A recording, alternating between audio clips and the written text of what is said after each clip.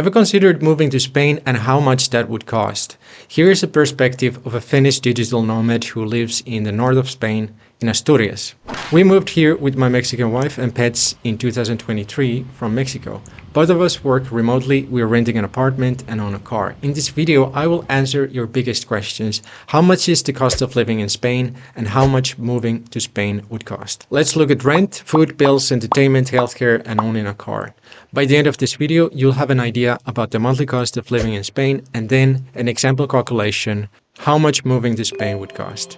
And because most of my audience is from the US, I'll compare the two.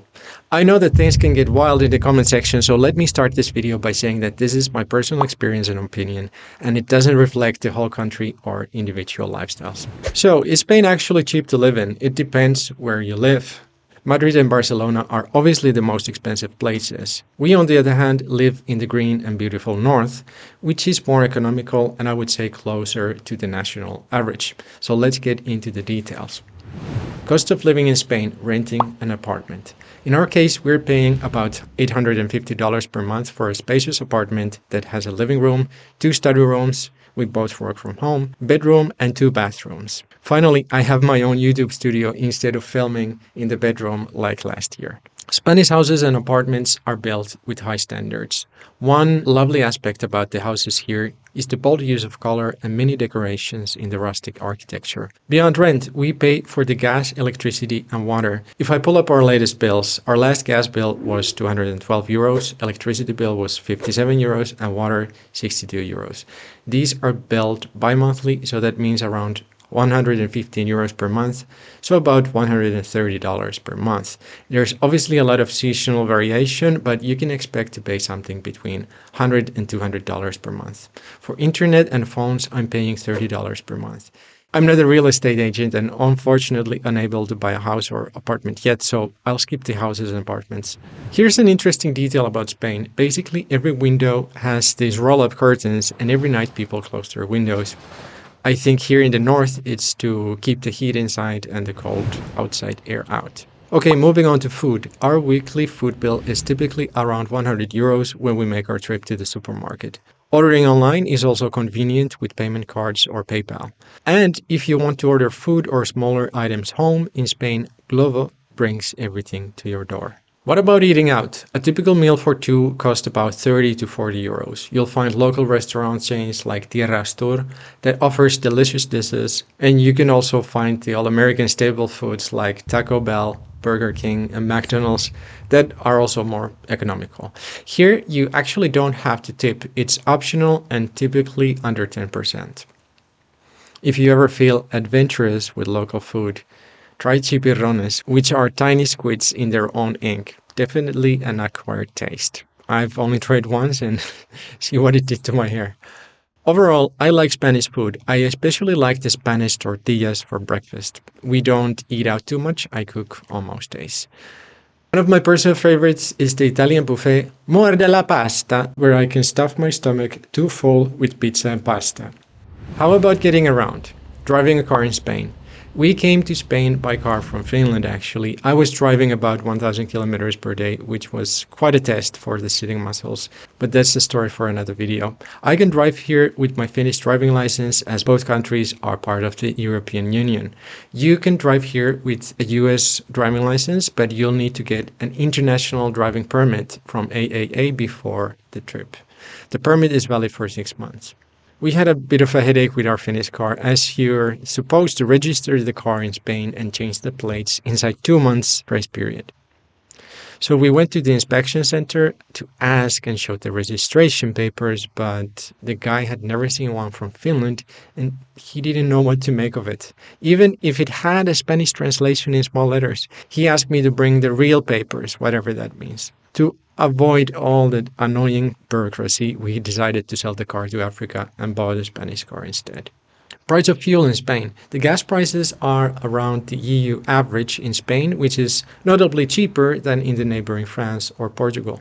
To compare that to the US, where a gallon is roughly $3.5, 1 liter of gasoline in US would cost about 92 cents. Here in Europe, we're not so lucky. 1 liter is about $1.7, so in effect, gas costs to double on this side of the Atlantic.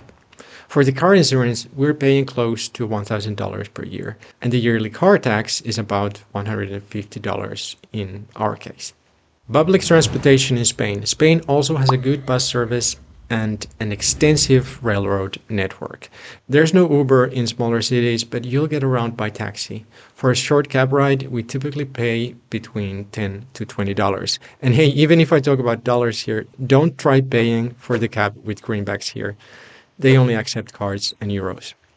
Traveling abroad.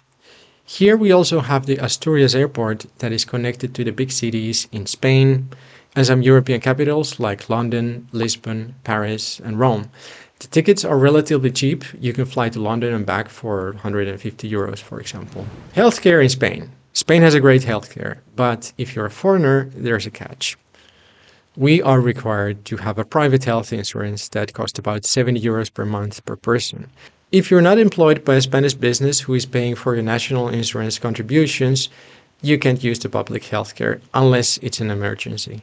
We've now been a few times to private and public hospitals, and our experience has been good.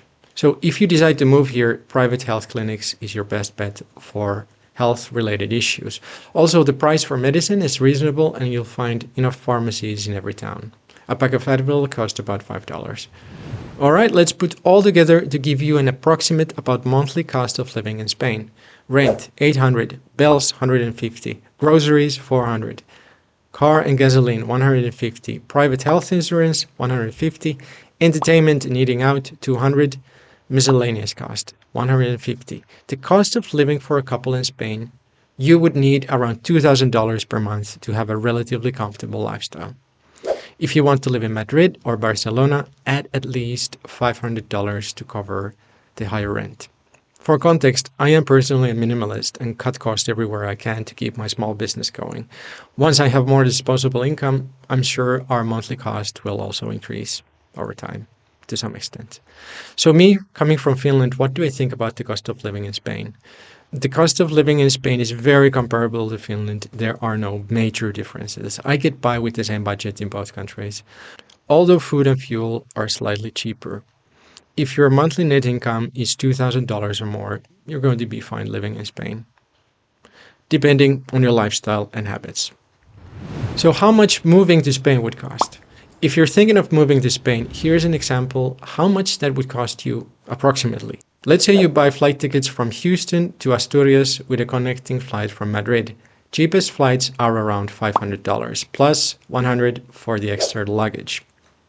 Renting a nice apartment in Oviedo, the capital of Asturias, $1,000 for the first month, plus $2,000 for 2 months security deposit. Buying essential things that you couldn't bring over, add $1,000. So with this simple calculation, you could move to Spain with a budget of $4,600. I'm not counting in any visas, legal fees, paperwork, or logistical cost that could apply to you.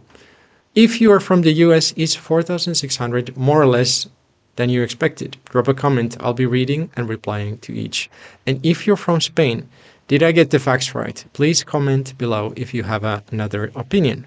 This video is simply based on my personal experience and opinions, so obviously it doesn't represent the whole country, and your experience might be different. However, I hope this was helpful. Personally, I'm happy to be living in Spain, in the north, and looking forward to explore the beautiful landscapes and towns and share it with you in my future videos. If you'd like to watch more videos about living abroad or being a solopreneur, you can watch one of these videos next.